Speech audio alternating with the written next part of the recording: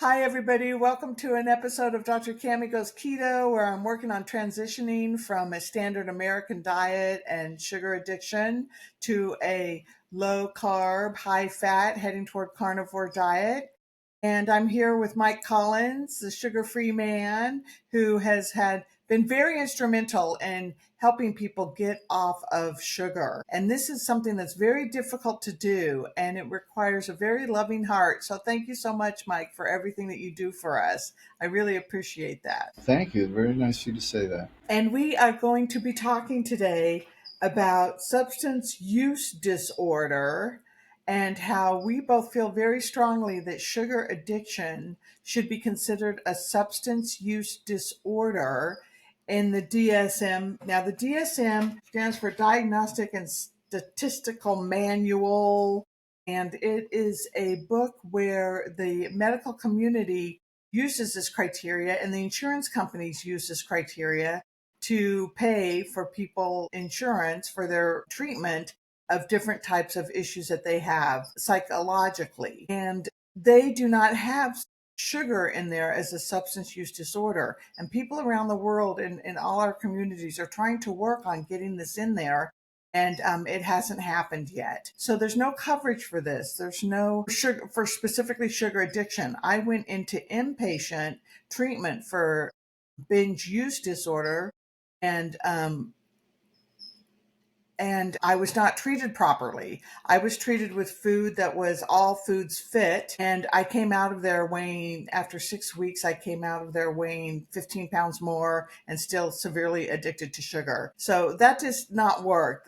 The systems that they have in place right now, at least for me, and I think for many other people, are not working. That was for, food disorders. There were, most of the women in there were anorexic, and I met a lot of wonderful people, and it was wonderful, and I did get a lot of therapy, but it did not cure it didn't. So this is a table that I have here, and I'll put it in since I'm learning now how to put things underneath the description. I've got links going on. I've got copies of things going on. And so this is a table here. I'm just going to show you real quick. It's just a little table here. And it starts out with the DSM-5 criteria for substance use disorder. And there's 12 different criteria for substance use disorder. And then we're going to talk about it in terms of sugar addiction.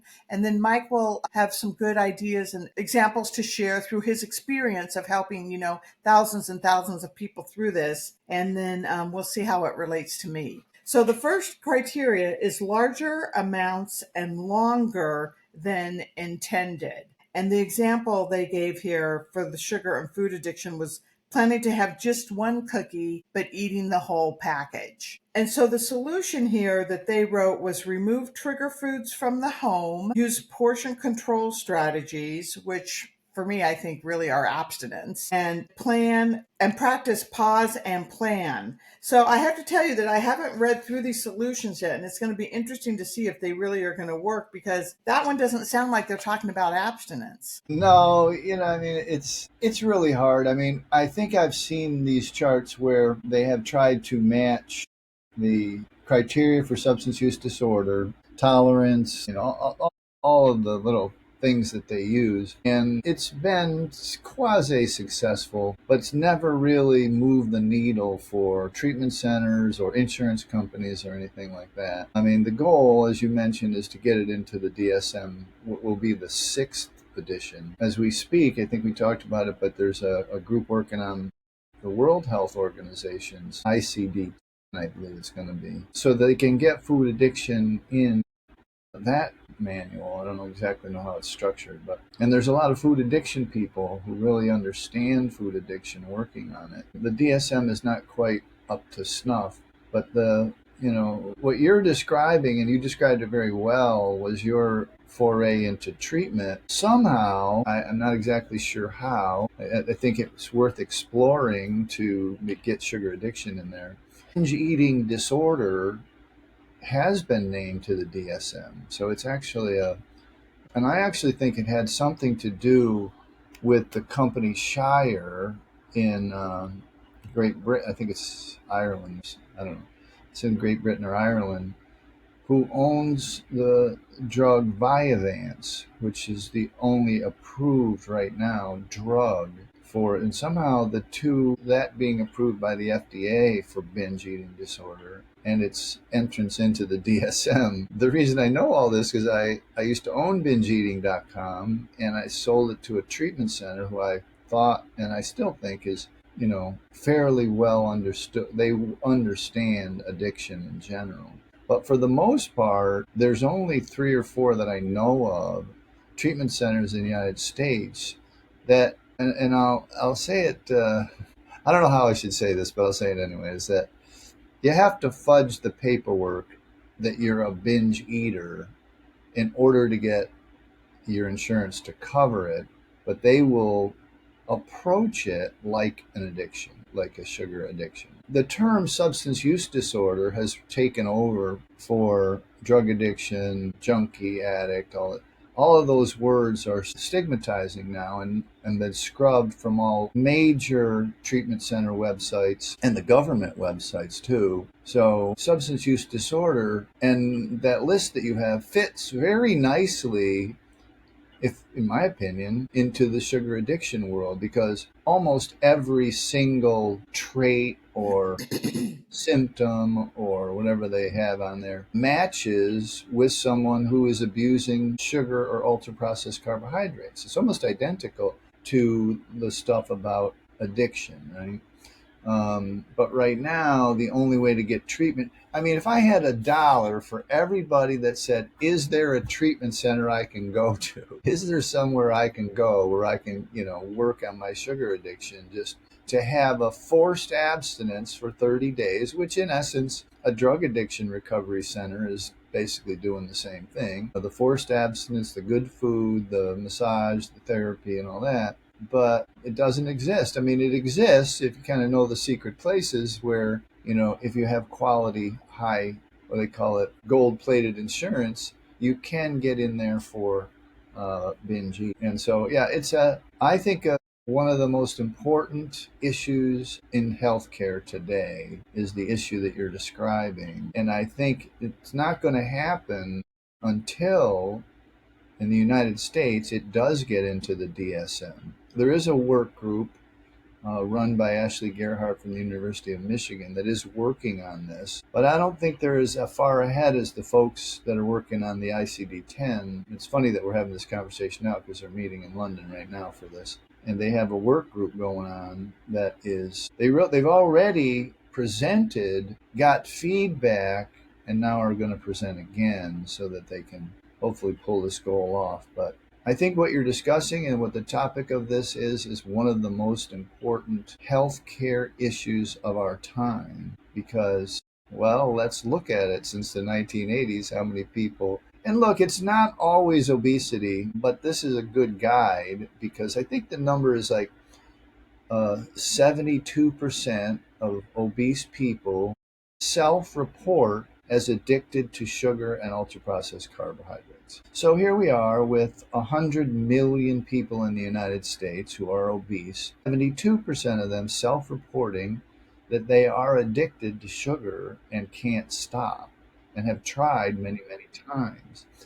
Anecdotal for sure, but it's a good, if there's smoke, there's fire kind of thing. I mean, it's pointing in the right direction that this is real.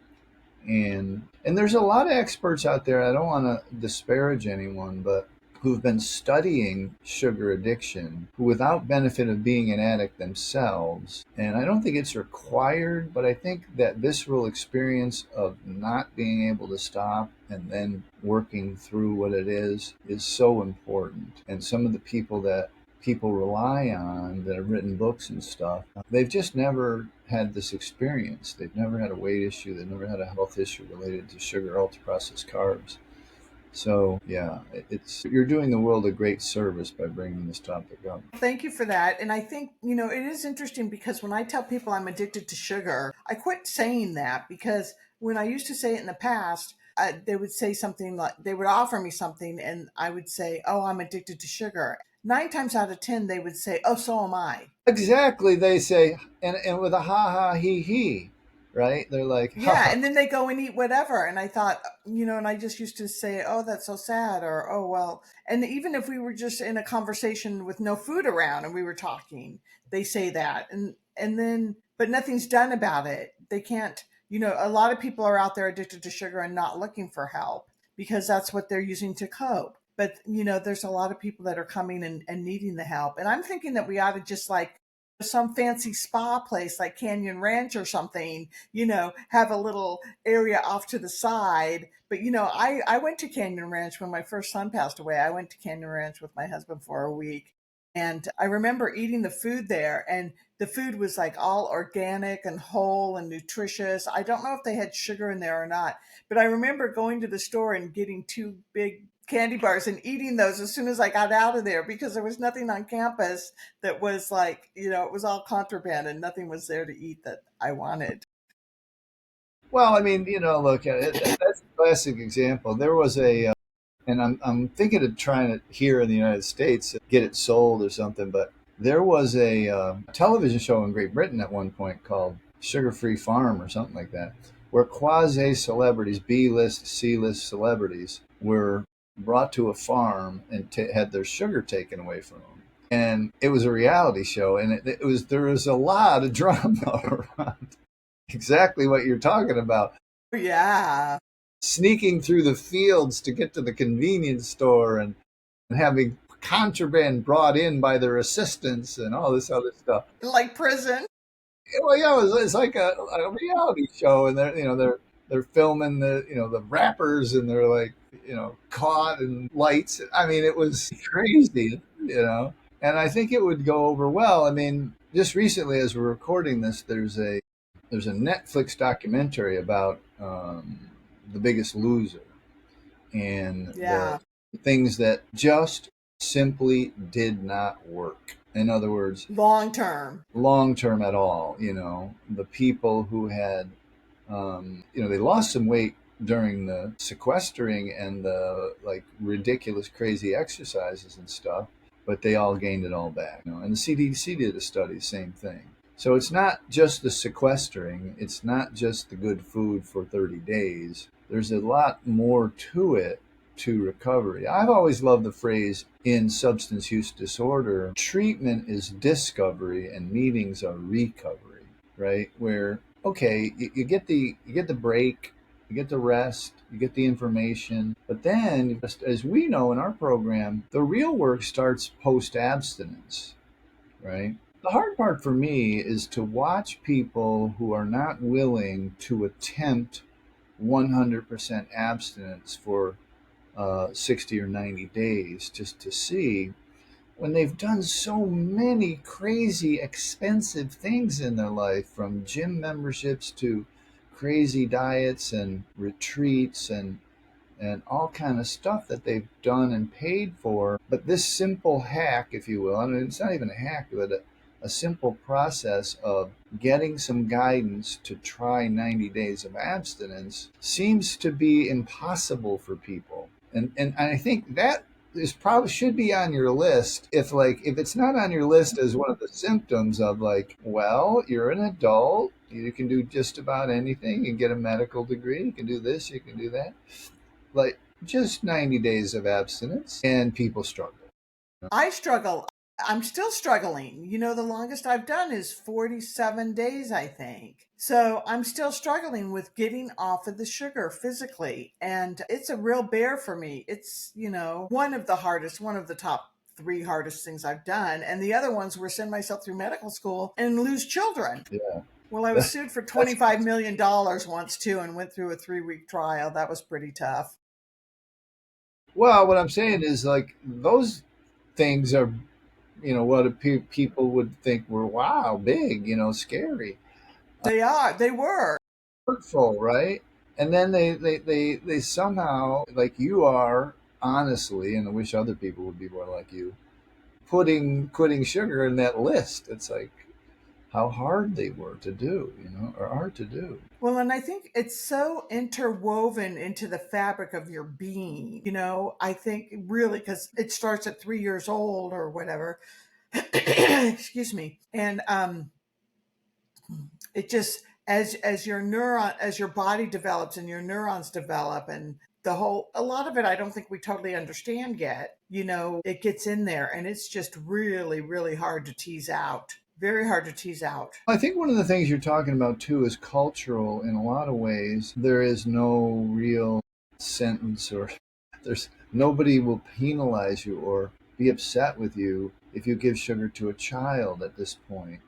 All of the other quote unquote things that are listed as substance use disorders, people would be upset with you were you to give a beer or a cigarette or some alcohol or drugs to a child, right? And you'd likely get arrested. But with sugar, it's different, and there's a level of acceptance that's just not there.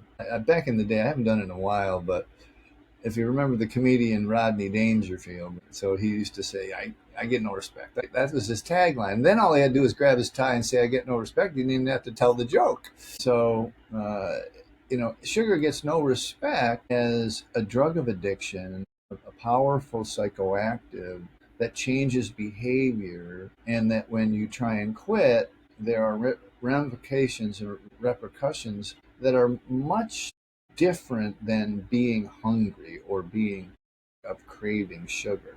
There's a lack of ability to self-soothe if you haven't built in a practice. And this little tweak, this little understanding of what substance use disorder is, because you can go down that list you have in front of you, and the healing, quote unquote, of a substance use disorder is, yes, like sugar addiction, you have to get abstinence from abstinent from the substance, like the heroin or whatever it is, and then you have to. I mean, it's a very common construct in the world of alcohol and drug recovery that if you started using alcohol and drugs at 14 or 15, you stop growing emotionally at that time. You are a 45-year-old person who has not dealt with life's issues because you've been able to numb out with other drugs and alcohol, right? And the part that's missing in the diet culture, in the recovery process, in the change process of sugar is that that's the exact same thing we deal with. That's the exact same thing people are dealing with, trying to build in new practices, meditation, walking, yoga, different ways to soothe themselves because they can't use sugar anymore. So that's been an awareness problem that doesn't seem to be catching on with people. And trying to deal with this, like you talked about, stunted emotional growth. And so I went through medical school, I became a doctor, a successful doctor, I married my husband. And like for example, the way we both managed money, he was a lawyer, I was a doctor. The way we both managed money, he was maybe like 6 years old and I was maybe like 8 years old. Okay. And so it's the same way with everything else, but yet you can go out in the world and you can be successful and you can look like you have it all together, but then emotionally you're having issues and struggling. Yes. And I think that's what makes it hard to recover too, because you have, especially like a lot of us are women, we're middle-aged women, a lot of us, although a lot of men watch my channel, I have to say, but a lot of us are emotionally stunted and have issues healing that way. And we're just struggling to act grown up in that way, but yet very successful in other ways. Absolutely. I mean, that's the key, the golden key to the golden lock is like, I read this thing yesterday, is the scarred adult or the scarred whatever. I mean, you're dealing with, God forbid, old sexual or physical trauma or, That's a things big one for women. that they never dealt with before. But really, in a lot from, well, I don't, difficult. I mean, they say in binge eating recovery, at least 50% of the people in recovery for binge eating have been sexually abused, which is higher than the normal, which is 1 in 4 or 1 in 5 or something. 1 in 3. 1 in 3. So, but it's still higher even than that number. You know what I mean? But it's true. The weight is to keep, I don't know, keep attention away or whatever. But moreover, I think it's the idea that they blocked it out, right? With the sugar, they binged we've talked about this before, but the people who teach or are gurus in the field of emotional eating, they have a percentage of and the people who are currently running the eating disorder units, even like you have a perfect description. The binge eating units in the world are cis women, and this is, again, this is not a sexist or anything. This is just a reality. Both the emotional eating folks and the eating disorder believe exactly what you said when you went to treatment. They believe that all foods fit, and that if you demonize one food like sugar, then you're not well. Like you're somehow not healing in their eyes and in their insurance protocols. You're not healing. Like, it's ridiculous. It's this most backwards thought process, because, and this is going to be a judgment, we'll probably get hate mail, at least I will.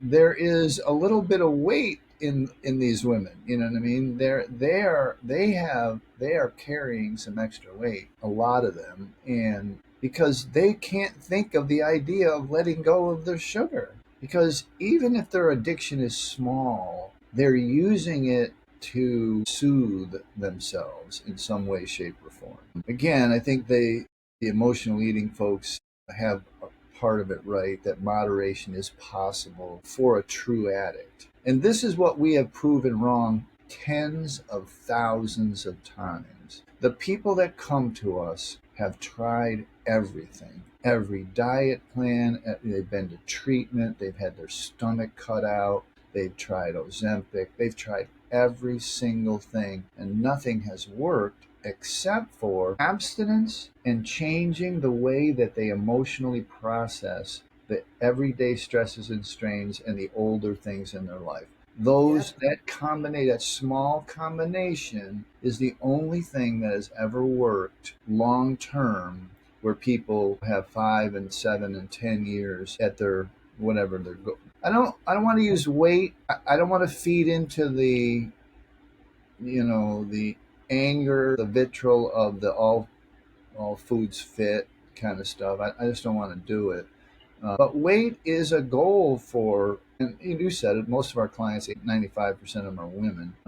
It feeds into it. And when they get to a weight that they like and enjoy in their body, they're happier, and they're able to do the work that they need to do to stay that way and to stay abstinent from sugar and flour. So that's been a interesting revelation as well. And I think that's why groups are so important. The groups that we have in our sugar addiction group, our peer support groups, where people get together and Right. they talk about how they successfully managed a situation or unsuccessfully managed a situation. And you get ideas from each other because you're not even aware. The other day, I went and saw my counselor, and I had eaten off plan food. I had gone on this little small binge. They're not really binges like I used to binge. Mm. It's not like massive amounts of food that for 3 days and crazy stuff.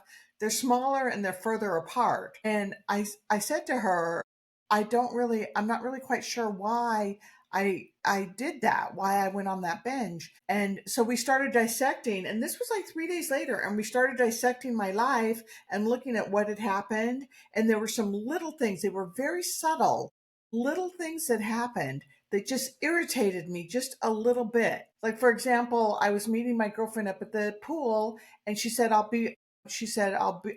I'm leaving my house now. And I said, okay. So I hustled to get up there, and then she didn't show up for like 10 minutes, and she's walking up there. So it only takes like 2 minutes for her to walk up there. So I'm getting like mad. I'm like, God, I hustled up here to be here, and I'm sitting at this pool by myself. Where's my friend? Well, I'm in a 55 plus community. So her 80-year-old neighbor who lives alone and is lonely had stumbled upon her on the way up. And so she was being of service and chatting with this guy for a little while to get up there. So when she got up there, she apologized for being late, and she told me why. And then I couldn't be upset, right? Because she's like talking to this lonely guy. So I just said, okay, you can't be upset about that. move on. But, I was upset and I didn't process or soothe myself, right? I didn't talk to little Cammy. And that would have been a really good time while I'm sitting there going, God, where is she? Where is she? And I'm getting pissed. To talk to little Cammy and soothe her and say, I'm sure there's a good reason. I'm sure that she's, okay. She's going to be here shortly. Go ahead and get in the pool by yourself without her if you want. Like really addressing little young Cammy, and I didn't. And then I feel guilt and shame over, I didn't really feel guilt and shame like I used to, but in the past, I would feel such guilt and shame over getting upset and feeling mad about that situation because she was talking to this guy. So, and it was just like two or three little things like that. I can't remember the other examples, but we walked through the day and we realized that there were like two or three of those things that happened. I think it was three things. And I'm a trifecta girl. Like if it happens once, I can deal with it. It happens twice, fine. If there's something, a third thing, I'm off and running. Like the halt, hungry, angry, lonely, tired. If I've got 3 out of 4, it's, I'm having poor coping skills and, emotional stunting in the processing of Absolutely. I that. mean, you're describing the cycle very well, but just think about the old days where the edge would be taken off from a little tea or soda at the pool, and then the next time there would be a little candy bar, and then, so you really wouldn't have gone through the cycle of working it out and working it through, realizing that, she met a friend or, met somebody she wanted to talk to, and and even though you felt the guilt, or you're thinking badly of her, and you know what I mean, it's like you still would need, you would have been, you are conditioned since childhood to just take the edge off of that little irritable feeling or whatever it is. You know what I mean? It doesn't have to be a death, or it doesn't have to be a physical something or whatever. It can be exactly what you're describing, these little niggling things that just require, a Hershey's Kisses, or a soda or something that, just stops it enough to not worry about it and to get on with your life. And these are the things that we end up picking apart because people write about it and they think about it, and moreover they're abstinent during it, so they have to viscerally feel these things. And if they don't go for a walk, if they don't go to yoga or go for a swim, then they feel it worse, right? So they learn new methods, and methods that they should have learned as children and as young adults as coping mechanisms, but they never did because they had sugar. It was very powerful and worked very well, right? Yeah, yeah, yeah. For me, the frustration that comes for me now is that I don't see these little things like, Mm, in retrospect, but I see it and I figure out that I can manage it in a healthy way. When it's happening is when I need to be aware. And it frustrates me because I'm off of all mind altering substances, except I have to say I'm getting a little bit of caffeine in there. I'm really still struggling with the caffeine and the coffee, and it's not a lot, but it's some. yeah. When it frustrates me that I'm not aware, that I'm sitting there getting upset and I don't still go, oh, gee, Cammy, look, you're getting upset. This is kind of pissing you off. What do you need to do about that? Let's process this. Let's look at this.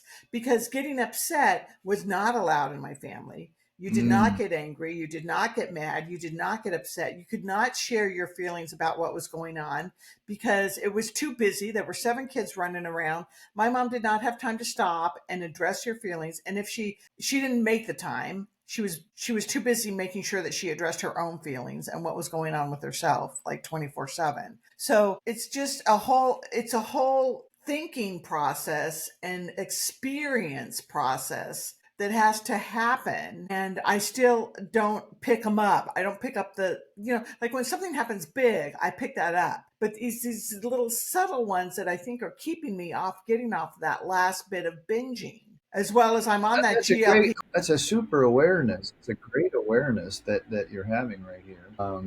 And my friend, or my mentor person there, Ann Wilson Chef, that's living in process, is that you're starting to discover them. Like you're starting to realize that, okay, my friend's late. Maybe I'll just take a couple laps in the pool. And by the time she gets there, the whole thing is dissipated. You know what I mean? And it's like, these are, again, the subtle nuanced things that help people stay off the sugar. And they are very unconscious. I mean, you and I have been through them live on this show. If you guys want to go back and watch them, like there were times when you would binge and then it took us like the whole hour to figure out you had visited your mother that morning, you Oh, know? yeah, my mother. It's like it was like you're not like putting two people, most people are not putting two and two together, that what in hell's name does visiting your mother have to do with going on a binge? Like they're not, like these are not things they put together, like. But when you realize that there's still unsettled business and what have you, emotions around the mom, that that before you would just use sugar over and then numb the feeling, right? And it takes a little bit of guidance to cleave out and cleave apart the things you use sugar for emotionally, not necessarily. You're never looking for a sweet taste on your tongue. That's just the cruelest joke the universe ever played. It's not that. It's a limbic process that blasts a little dopamine and a little serotonin and a little just a little bit to quell the emotional upset that you're having. Whatever it is, guilt, fear, worry, there's a million of them. And if you're trained as a little kid to do this, it's a very hard habit to break, very hard physical connection to break. And as we're sitting here talking, excuse me, it all boils down, for me, it all boils down to like three root causes, which I don't even know offhand, like boom, boom, boom. But one of them I do know is that I don't matter. That's a big one for me. And it I was a really, and still am, a very sensitive person. And growing up with such a big family, I kind of got diluted out, so that it just kind of felt like I didn't matter. Now, when I did things like broke my arm or was choking on ice and couldn't breathe, I got immediate attention right then and there because, it was like acute and severe. But the little subtle things really came across to me as like, I don't matter. And that's why I excelled so severely when I figured out that if I made my mom look good, I got more attention. And so that's why I just excelled academically and whatever I could do to do that. But when I was sitting up at that pool and she was late, here comes that feeling, I don't matter. Something happened that was more important than her being here with me, obviously. And, there was something that was more important. And she just figured I could wait for 10 minutes, which I did. But in that moment that I'm sitting there and she's not showing up, it's like, I don't matter. Look, what you're describing, I have in spades and have worked on it for 40 years, is like it is a worthiness issue. It is um, and a lot of times when people hear this, they recoil because, basically the family I was raised in and most people are raised in, that type of self aggrandization or whatever, that uh, self self esteem is kind of beaten out of you because it's supposed to be bad, right? And there is a fine line between self worth and worthiness and that kind of braggadocious self esteem. That's not what we're talking about. What we're talking about is this kind of core knowing, this core worthiness that is missing from most addicts, to be honest, of every stripe. Doesn't matter if it's sugar or alcohol or whatever. If you do the work and you get down to the core of it, it really does come down to a worthiness issue of the way that you were raised, and not even necessarily if you were, beaten or whatever. It really was how you, as a sensitive child, were affected by school or bullying or parents or whatever. It's how you took it, not necessarily how it actually went down. Because a lot of people have quote unquote idyllic childhood. I actually saw Gabor Mate do this live one time, live, in about 7 to 12 minutes, 10 minutes. Young man stood up, jacked looking, short though, very short. And he said, I became an addict and alcoholic, whatever, and my childhood was perfect. I grew up perfect.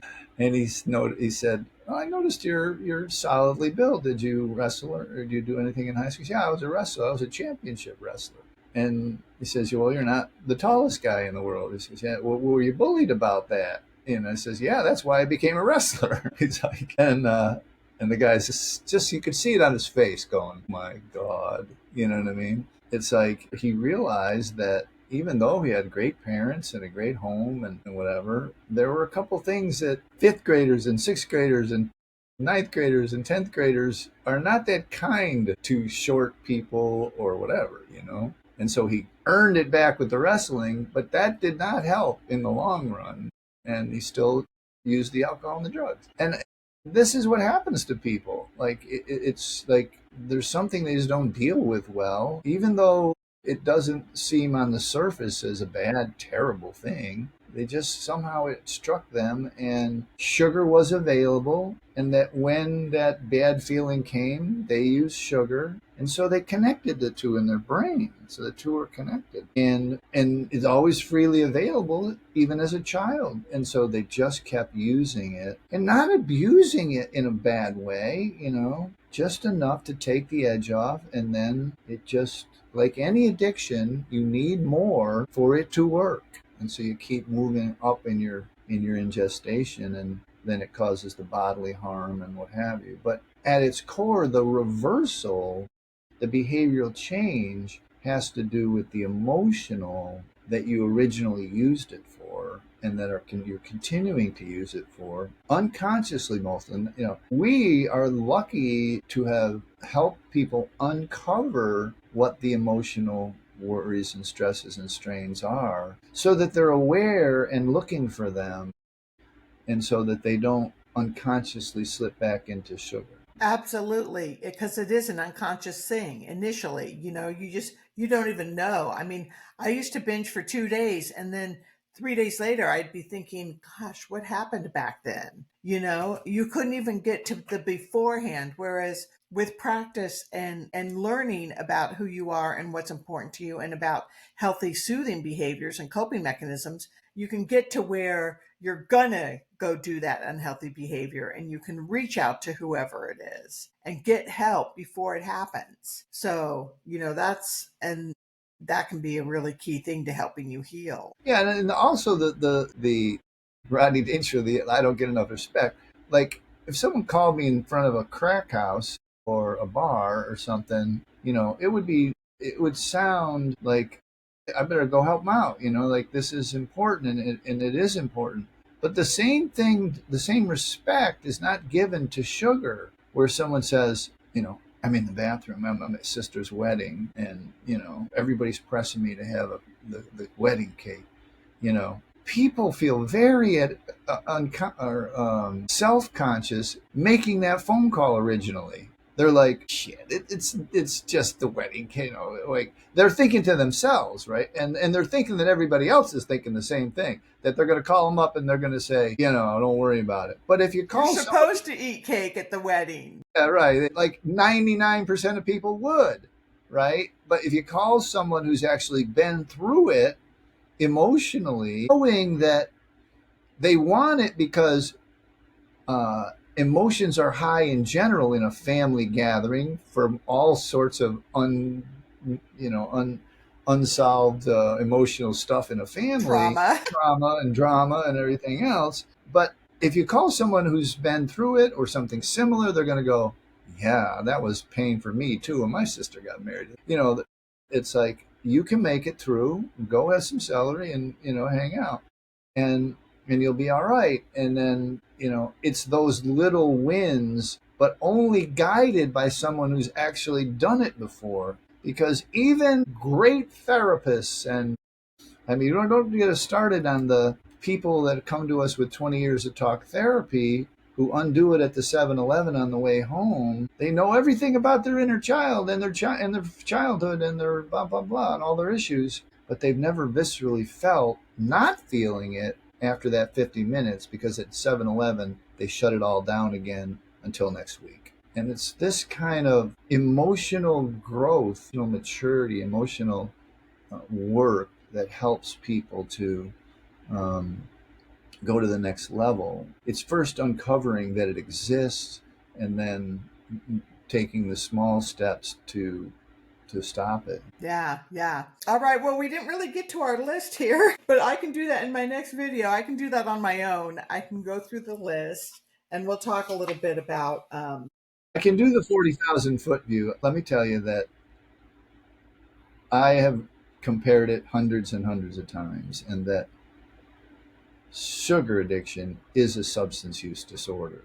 It meets all of the criteria on that list for everything, and no one is seeing it. No one is like comparing. I think it's a great thing, and we can do it again if you want. I'd be happy to do it. Maybe we can stick to it this time, but I really do. I think you'd be doing the world a service by just keep raising that issue that this is a substance use disorder. And that's what we're here doing, right? We're here trying to help people recover and, Yeah. get better. Oh, and I was going to ask you, what did you say before? The treatment is discovery. Oh, yeah. So treatment is discovery and meetings are recovery. Meetings. And so that's what I think is really important, the connection that we have in our group meetings and how important that is to successful getting off of whatever it is. And that's why I think AA is so successful for the people that Yes. show up and work that program.